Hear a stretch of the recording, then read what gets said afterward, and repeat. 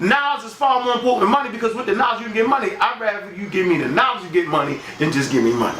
Right. And that's what Sarnetta do. He provides a platform for people to get money. And that's what people don't understand about Sarnetta, right?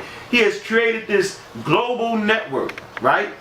That goes around the world that allows us, think about this, right, to intellectually correspond with each other instead of that nigga shit. We use different vocabulary. If you want to cuss, you can cuss. Some people don't cuss. I did a whole lecture yesterday and didn't cuss one bit, right? They didn't understand a good thing, you know what I'm saying, when it's right in front of their face. So instead of knocking the platform, right, you should try to develop another platform with the brother based off the things that you like to see. See, it's very, very easy to talk shit, right? It's very, very easy to say, well, he ain't doing this and he ain't doing that. Anybody can say that. So then why don't you do what you say he's not doing? And see, that's the problem I have with that. Niggas can throw shots all day long about the platform, but at the end of the day, this platform is needed. The platforms ain't all about debates. The debate is just the fun part of it. Right. The debate is time to let your hair down, let your sweat off. Right. Because you want to beat some niggas up. Spooked out. It's an economic platform developed to draw in business for the African marketplace. So who amongst us routinely make an African marketplace?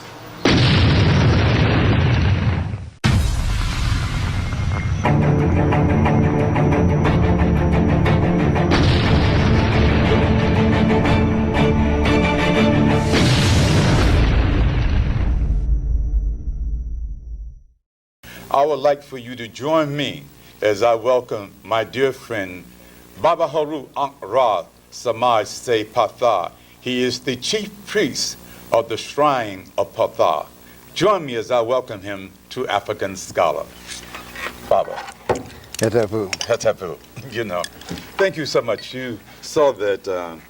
I remember when I first met you, which was many, many years ago. Mm-hmm. I'm not going to even go into how many years ago in this broadcast. Right. But I do remember that when I came to the studio, you were on the Bowery when I first came to the studio. Mm-hmm. And I must have stayed down in your studio 4 or 5 hours, if you recall, talking to you. And I used to just come back and True. Just avail myself of your knowledge, so much so that at the end of it, at one point, you said, well, you know what you are, you're a Kemetic Muslim, you know. Right. And then you dubbed me and my brother Hannibal Kemetic Muslims. Right. You said, you're the only Kemetic Muslims that I know in New York. Mm-hmm. You know, that's true. At that point. So I want to ask you a question. What led you to the Kemetic understanding, to the Kemetic theology, to the Kemetic culture? Because none of us were born into it. True. What led you to it? We all were led to it by some circumstance. What led you? Well, I may be the exception to the rule. I was born into it in this wise. My father, he was a Christian minister. And he told me later on as I grew up that I was born specifically for the mission of introducing our people to the Nile Valley culture. And he was a follower of Marcus Garvey. And he said that as I grew up and I matured, we have these conversations, and he would say that his reading of the Bible indicates that African people are children of Ham. But he said that the original name in the Hebrew was Kom, and that the original name for the place now called Egypt was Kemet. So therefore, and which means the Kem in the ancient language means burnt, blackened, or hot. So that King James did not add the K when he called us children of Ham. And he said my work was to study the Nile Valley culture, and as I grow up to teach our people about that culture, because he said that was the culture from which Judaism came, from which Christianity came, and from which Islam came, because all the major prophets went into the Nile Valley in Africa to get what they got in terms of knowledge. Moses was taught in the temples of Anu for 40 years. Abraham and Sarah, when they came before Moses, they grew rich in cattle and land because of the hospitality of the Africans of the Nile. Yeshua, now known as Jesus, his life was spared by the hospitality of these same Nile Valley Africans, and also that the Prophet Muhammad's at least 40 of his disciples was spared from the wrath of his tribesmen, the Quraysh of Mecca, when he sent them to the Negusti, the king of kings of Ethiopia, to be spared their wrath and to give them refuge. So it seems that Africa, the Nile Valley Africans, gave refuge to all of these major prophets. So the question is, what kind of people were these? What did they know? What did they believe in? What was their concept of deity before the coming of the Shemitic shepherds into their land? And he said that we should study the cosmology of the farmers and gardeners of the Nile Valley, because basically what we had was just the cosmology of those who came to fight them, really, and who took over their land afterward. So I busied myself with that knowledge.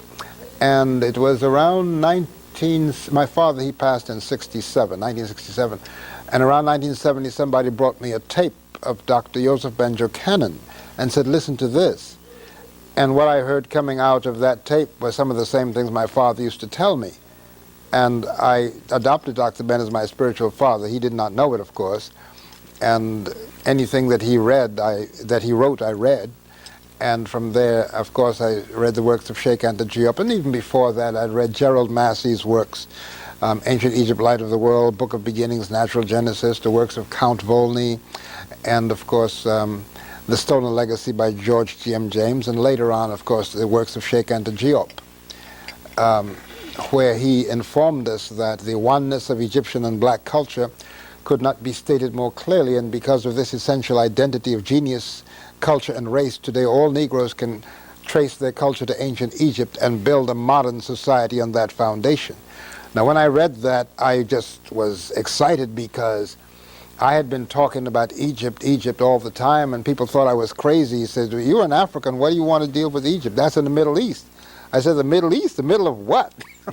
I said, look on your map, it's right there. People wanted to be off the African continent because of the greatness of the civilization. People want to steal it for themselves. And of course, we are very generous. I mean, after a while, we allowed the Greeks to come in. But of course, as you know, we were invaded, I think, in 663 by the Persians, Kambutse, and who they call Cambyses. Then in 525 by the Persians, now known as Iran. In, I think, 332 by the Greeks, and then in 332 BC by the Romans. Alexander. And then who became great because he stole the gold of Kemet, by the way. And of course, then later on, the Arabs came, and they are still there, colonizers of that ancient African land, and ancient African culture. Speaking about invasions by foreigners, let me ask you a question. It's a question that I have asked everyone who studies Kemet, and I've gotten all kinds of answers. So I want to ask you the same questions. Who were the Hyksos? The Hyksos, that's a mystery that people try to keep a mystery. But of course, the Hyksos, to make it generalized, were nomadic sheep herders of Asia Minor. And they came in there, and they invaded the land, and around the 13th dynastic period, and they were in there for about 200 years, and then they were driven out by Amos the First and Amos Nefertari, the first rulers of the 18th dynastic period. So they were the enemies of the ancient Nile Valley farmers and gardeners, specifically because it had really nothing to do with skin color, as some people like to think. It had to do with lifestyle. When you go to Kemet today, you see the Arab guides will show you, will look at the pharaohs' chariots riding over the necks of the Asiatics and the necks of the Nubians. They don't call them Nubians, the necks of the Negroes. And really, it had to do with the fact that the Asiatic sheep herders were nomads. A lot of the Nubian were likewise nomads, and their lifestyle interfered with the lifestyle of the farmers and gardeners of the Nile. If you come with your flocks and you turn them loose in my garden, you are actually interfering with my lifestyle. You're threatening my life because you're eating my food. And that's what the quarrel was really all about. Because the shepherds, they kept wandering from place to place. They were not building anything. And so they coveted the settled lifestyle of the Nile Valley farmers. And even though we shared with them, you know, when you give without no return, you are violating the laws of Ma'at, which is balance, order, reciprocity. And that's part of what happened. Well, speaking about color, that's the thing that I'm really concerned about. I know who they were in terms of historically, but what color were they? Now, let me, before you answer, let me just give you a little help, give me a compliment here. You know, I've heard that they were black Asiatics. Right. I've heard that they were a mixture between the Kemet and the Asians. You know, I have heard that they were a mixture between the Kemet and the Phoenicians. These are some of the explanations that I have been given about the racial identity of the Hyksos. Do you have any further comment on that, or do you agree with any or none of what's been said? Well, the Greeks called them Hyksos, but they were known as Hek-Shasu, or the rulers of the marshlands. And they were different complexions, as indeed the Africans of the Nile were. If you go to the Metropolitan Museum, you will see some of the original art on the walls. They show people of different complexions, from like we have in Harlem today, the darkest dark to the highest yellow, as we say. And so these people were of similar complexions. However, some of the temple walls drawings show that they were decidedly of a more of a pink complexion than were the Africans of the Nile Valley. And that had to do with the regions from which they came, the desert regions and nomadic regions from which they descended, you know. Now, the other thing, in speaking with Dr. Ben, I think it was Monday, we were talking, and I told him that you're going to be the guest on the show, and we just talked. And one of the things that he said was that the rebellion that we had among ourselves, which could be classified as the Common People Revolution, the first quote-unquote proletariat revolution in the 6th dynasty, that revolution in the 6th dynasty set the stage for the invasion of the Hyksos. Do you agree or disagree with Dr. Ben's statement? Well, there's no doubt that our internal conflicts made it easy for people who are fashioned and trained and conceived to take advantage of divisions, to exploit these divisions. It happened right here with the Native Americans, that they were fighting among themselves. As long as we stayed united, we could thwart any attempts of outsiders to invade, because the spiritual force and power was so intact that they couldn't even come near the border. But when we began to go against the laws of Ma'at, when we began to quarrel over cosmology and politics, then of course we have the people coming and taking advantage of these divisions.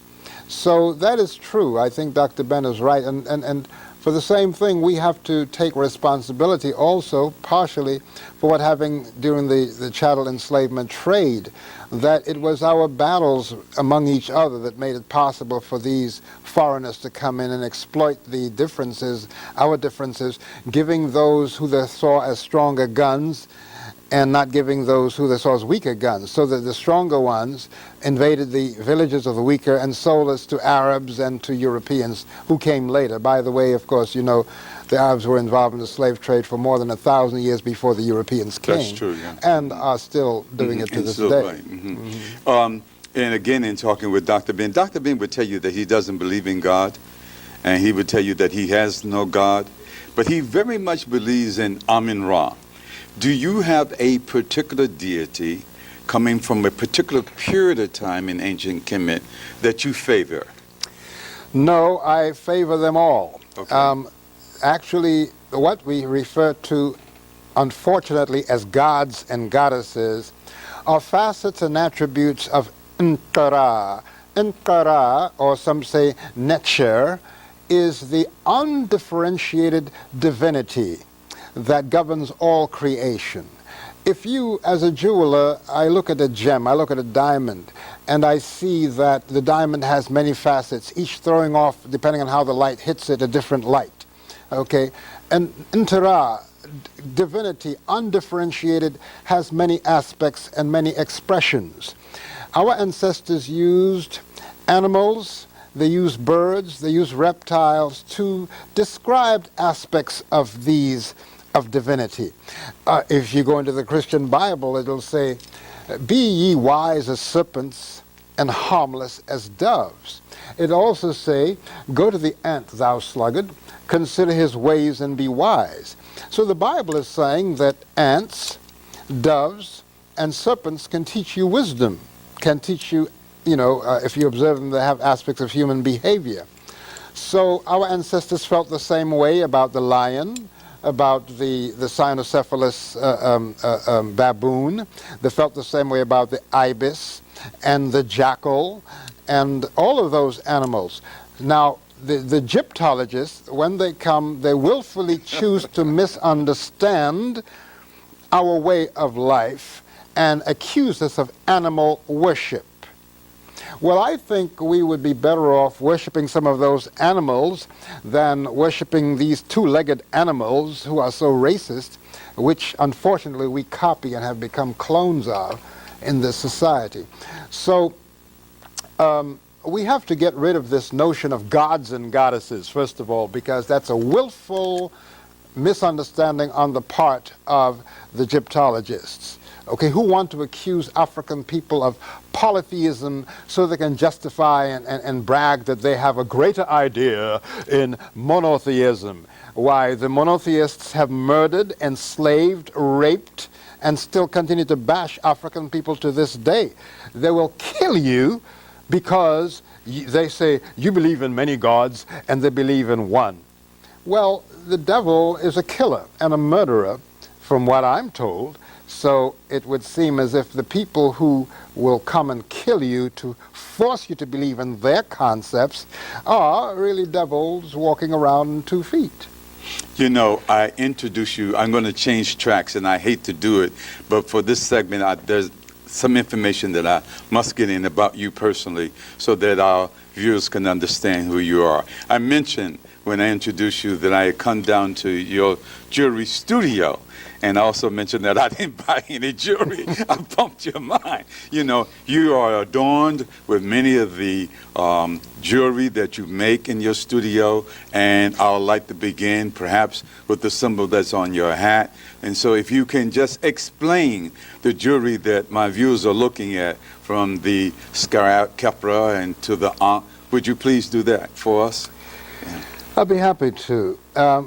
My design of what I call joy ellery, because it gives me joy to bring our ancestral emblems of culture to the fore, is actually the outgrowth of the reclamation of the ancient culture of the Nile Valley Africans.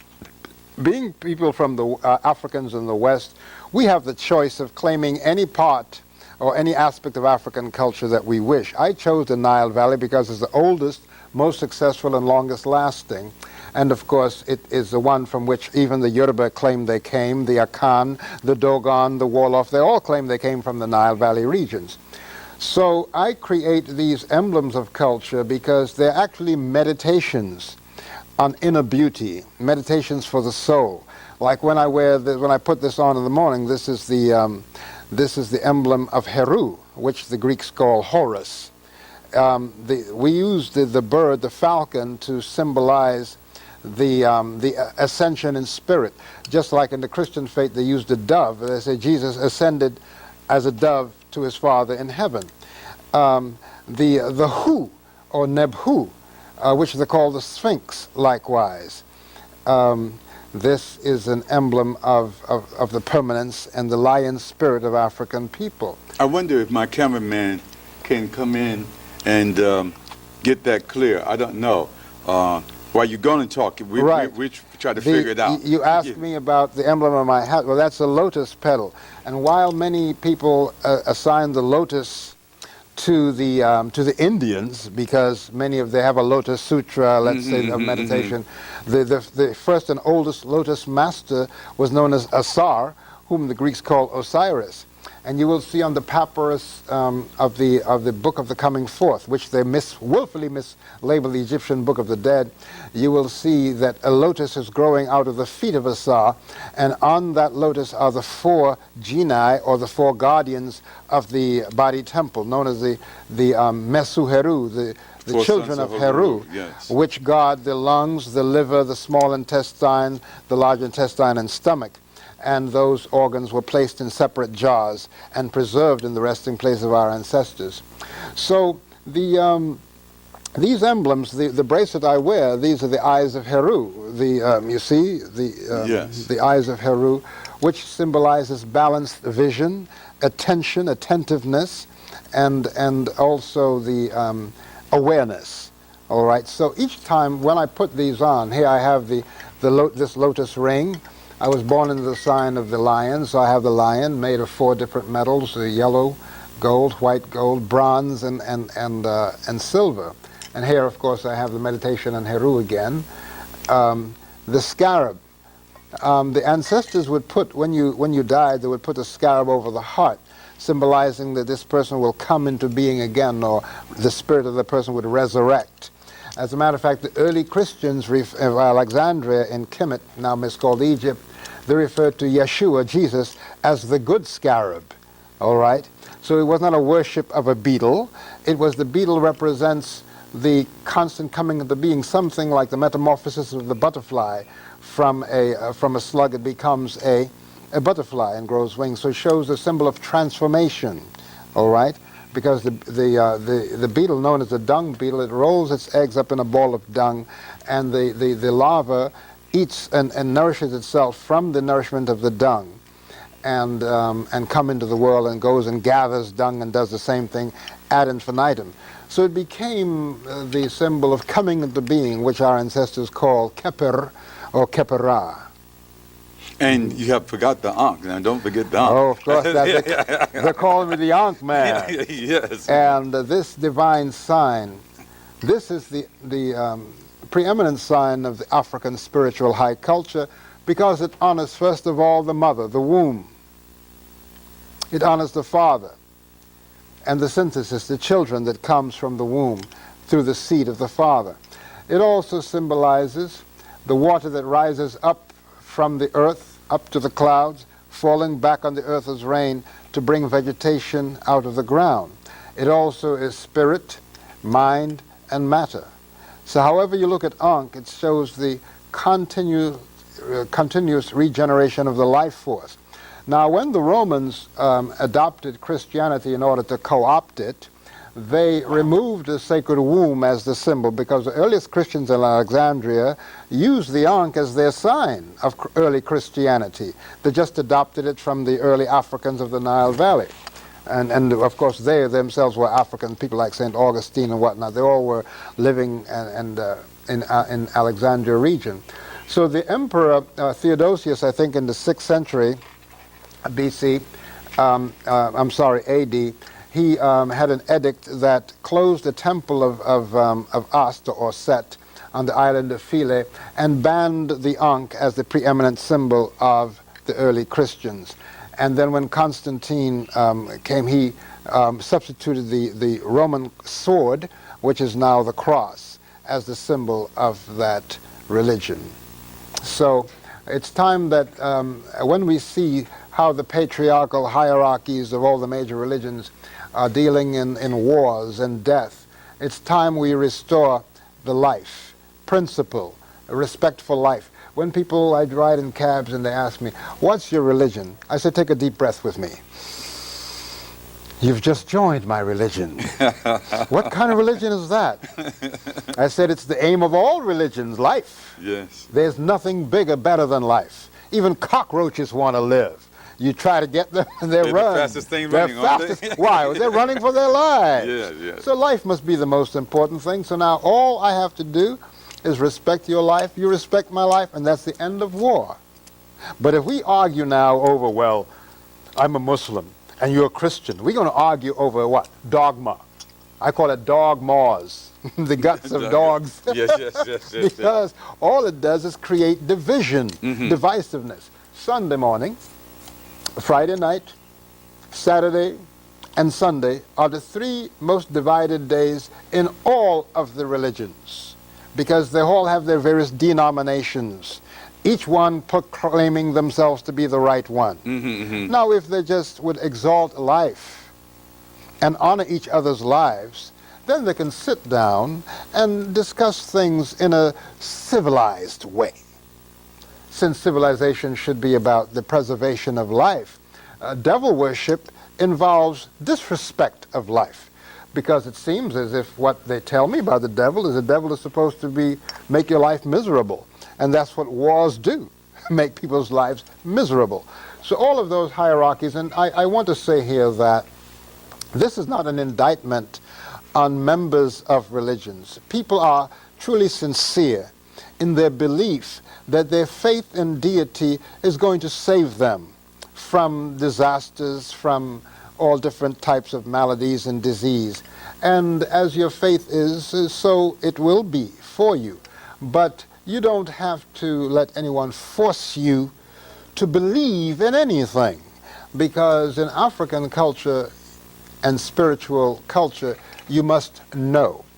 Knowledge is greater than belief. When knowledge comes, belief has to sit down.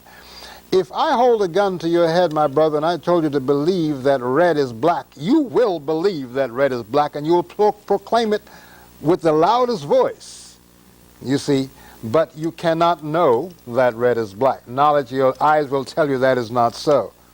So we are living in the age of I know, which is the Aquarian age, which is on the horizon now. I think 2012, we actually come fully into Aquarius. And let us continue where we were the last conversation. Our last conversation, we were talking about Islam, Christianity, and Judaism, and so we were talking so much about religion, good and evil. And one of the things I wanted to say is that after Nama united Samahj, he brought in Amun Ra, and then Amun Ra was overthrown at the end of the first dynasty, and then Set was brought in. And many, many people have thought that Set represents evil. I have not agreed with that. I would like to hear what you have to say about Set, his worship, and his contribution to ourselves, and the contribution to the divine legacy of Samahj Kemet.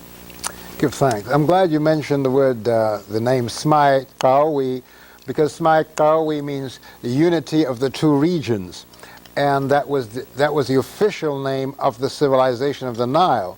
Many people speak of Kemet, but Kemet was just the northeastern section of Semahj.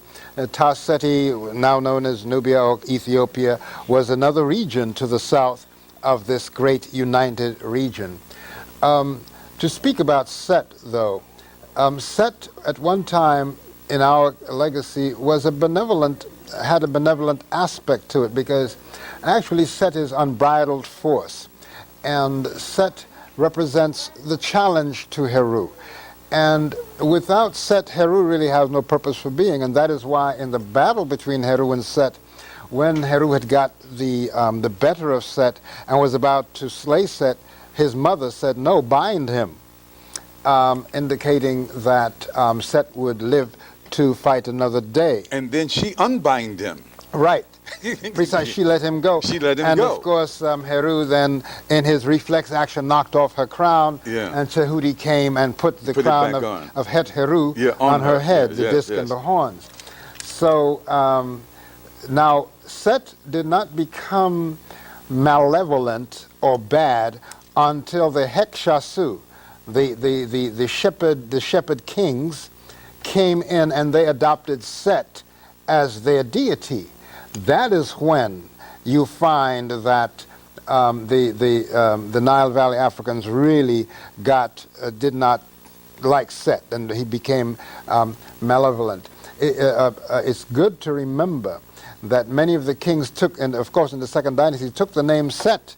Some even took the name Set Heru. You would see sometimes on the temple walls that Set and the head of Set and Heru was on one body. And in the Pertem Ru, the book of the coming forth, mislabeled the Egyptian book of the dead, they refer to the two fighters within me, which is Heru and Set, our higher nature, Heru, and the lower nature, Set. In the body temple, the higher region and the lower region is divided by the heart center, the heart arit, or gateway, known as a chakra in the Indian system. That Heru was given the region from the heart to the head, and then Set was given the region from the lower part of the heart to the gonads. All right, but then Geb, who was the presiding over the tribunal of the battle between Heru and Set, gave it all to Heru, which means that all of the kings and queens that sat on the Nile Valley Queen Kingdom throne, they took the title Heru, and their job was to restore Ma'at, to take the lower energy and bring it up to the higher regions. Set represents gravity, Heru represents levity. That is why you would see in the glyphs, you would see that Heru is symbolized as a falcon, and Set is an animal always sitting down with a tail that has the shape of a television antenna, rabbit ears, just like that. And I always tell the brothers and sisters, I said, you know, the battle between Heru and Set, Set took out Heru's eye, which is what happens when you're too much into the TV set. You lose your eye. And the Setian culture... You lose your consciousness. Precisely, which is your eye. Yes. Okay. But it's good to remember, we should remember that Set is not necessarily evil. Set is your challenges. The evil is Apap. Apap, which unfortunately has this name Papa to it. And it does, doesn't it? It does. And we're not going to talk about the definition of Papa. Not on this show. No, we won't. Yeah. Okay. But the fact is that is evil. That's the crystallization of evil. You would see on the temple walls, you would see both Heru and Set on the boat fighting the enemies of Ra, Apap. And they're both putting spears in the folds of Apap. That's true. Because Apap is evil crystallized. Right.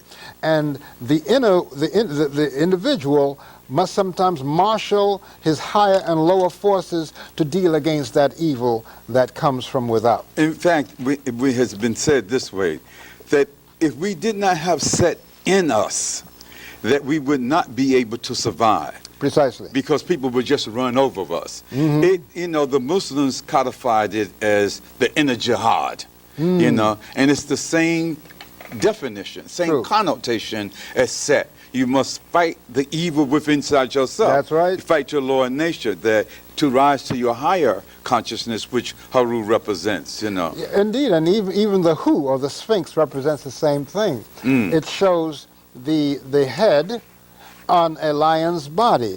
The lions representing the animal nature, and the head of the man representing higher consciousness. You see, so we definitely need these two forces, but too much Set will keep you set in your ways.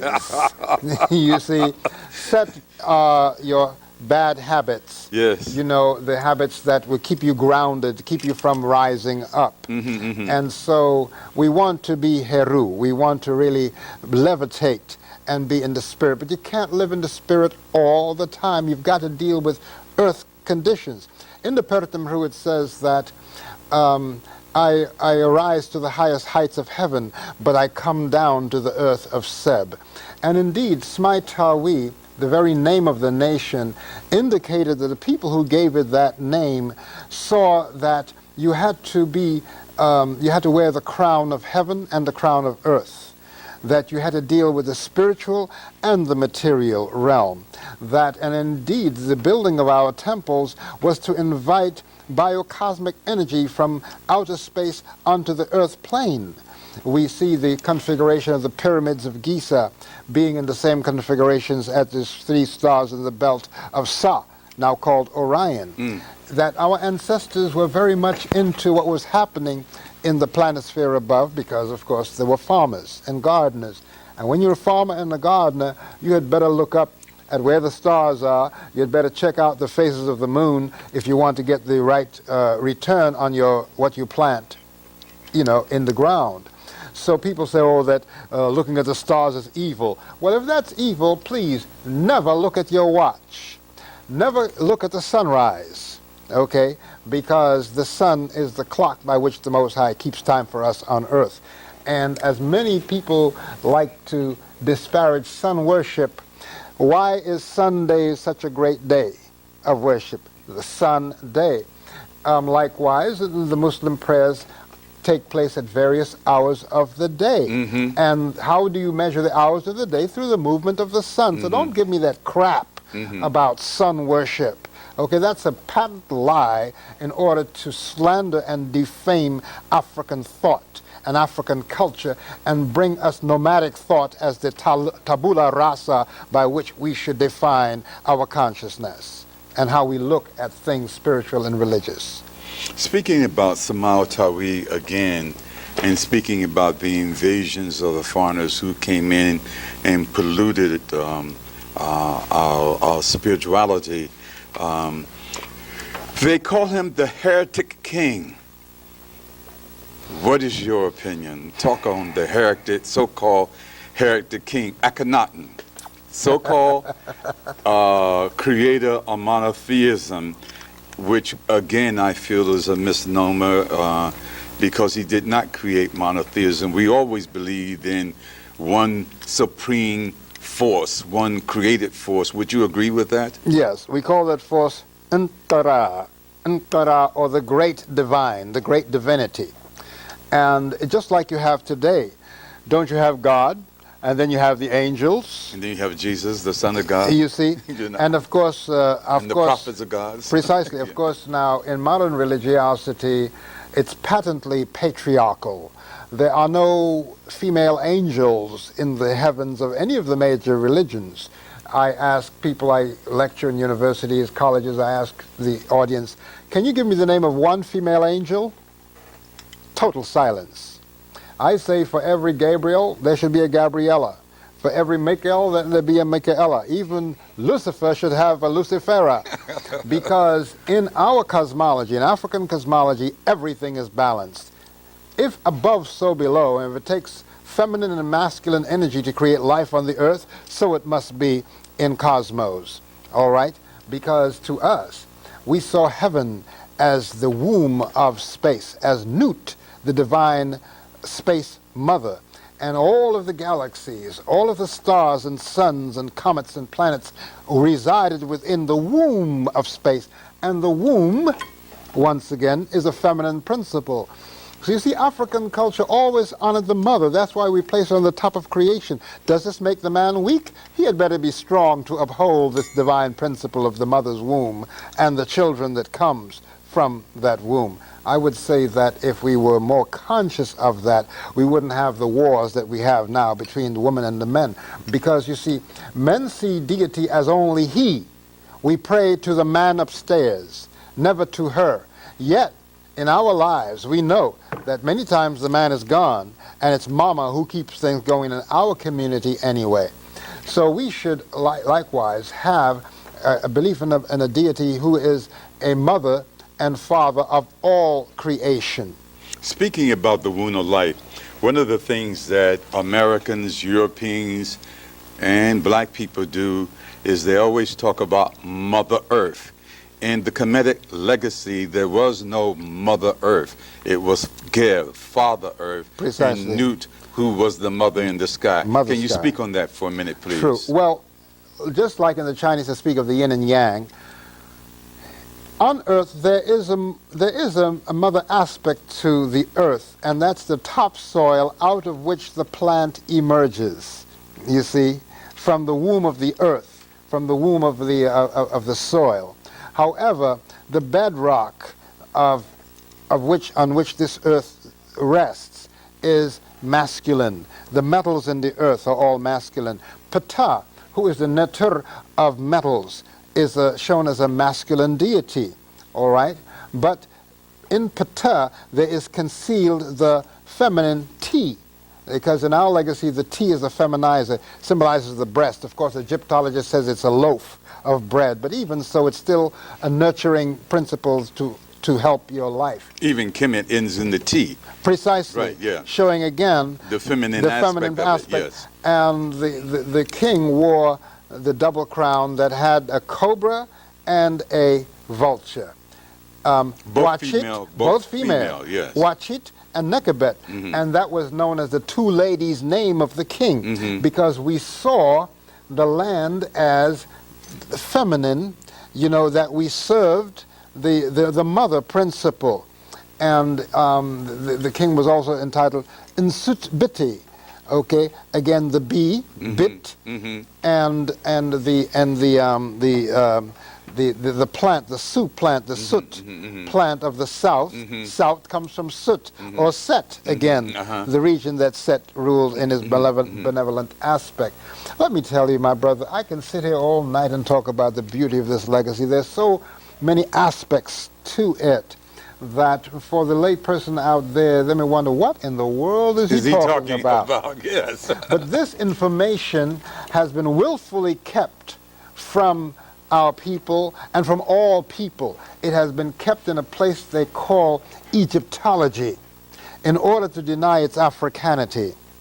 In fact, just to expand on what you're saying, when you talk about Egyptology, you have to go to East Asian studies in order to even get Egyptology. You can't get it in Africa. At the University of Chicago, they have a place called the Oriental Institute. Now, if you don't know any better, you think, well, this is the study of the Chinese and the Japanese lifestyle, because we usually associate the Orient with Japan and China. You know, well, Orient means what? East. You know, relative to where we are in America, all of Africa, Russia, all of those lands are in the Orient. True. And this is what they would call the Occident. I think it's more like the accident, Columbus's accident, who didn't discover anything. All he discovered was that he was lost. That's what he discovered. How can you discover? It's like somebody discovering your car parked on 125th Street, you know? Yeah. So, no, there's no such discovery. And that's why I think it's such a tragedy this Columbus Day about the discovery. No, that's the European discovery that the Earth was indeed round after the battle Galileo, where he got the knowledge that the Earth was round from Kemet. But they never want to give credit to the Africans of the Nile Valley for this knowledge. They always try to make it seem as if it dropped out of space. And then now they're saying that ancient Egypt was built by people from outer space, by aliens, you know. Well, yes, Egypt was created by aliens with an attitude, but Kemet was created by Africans of the Nile. And let's say that the civilization came from Central Equatorial Africa. And that's another thing we have to watch, because when we speak of north, we always think of north as up, you see? And all the map makers are Europeans, so they always have north on top because they want Europe to be on top of everything. But with a round ball moving in space, who say that north must always be on top? You can choose to look at the Earth from any perspective. I prefer to look at it not from the north or from the south. I look at it from the eastern perspective where the sun rises. And in the summer solstice, that eastern perspective, it rises right over the equator. And when it passes over the Great Lakes of Africa, which we call the Apet, that's to us the top of the world, and that's where the Nile River has its beginnings in the southern region. And then it flows down the slope of the earth, down north. You see, Lake Tana likewise would be up, and it flows down north to the delta. It meets at Khartoum in Sudan and then flows down into the lotus tributaries of the Great Green Sea, which we call the Huat Ur, or the Great Green, now called Mediterranean. So we have to begin to look at even our world from a different perspective, because if you just follow the map makers, they always show it with north being on top. That happened around 1555. Prior Precisely. to that, it was Africa was on top. Yes. I mean, you know that Africa must be on top because the Nile does not flow against gravity. Precisely. So it's not Precisely. flowing up; it's flowing down. And that's why this whole idea of south being up, it confuses people, because we are looking at the earth from a European perspective. And it's understandable. They make the map, so they're going to give themselves the favor, you see. And then you have the tragedy of people in Australia calling themselves down under. Down under where? Please. You're in a round ball, a beautiful space ball, a ship moving around in space. And I must say to my brothers and sisters in all the religions, we are already in heaven. Where you want to go up and freeze? We're already in heavens. You know what Dr. Ben says about heaven, don't you? Yes, he says, he places heaven in a particular part of our women's anatomy, but I would say that heaven is our women, period, all of her. I just don't subscribe to applying it just to one part of her.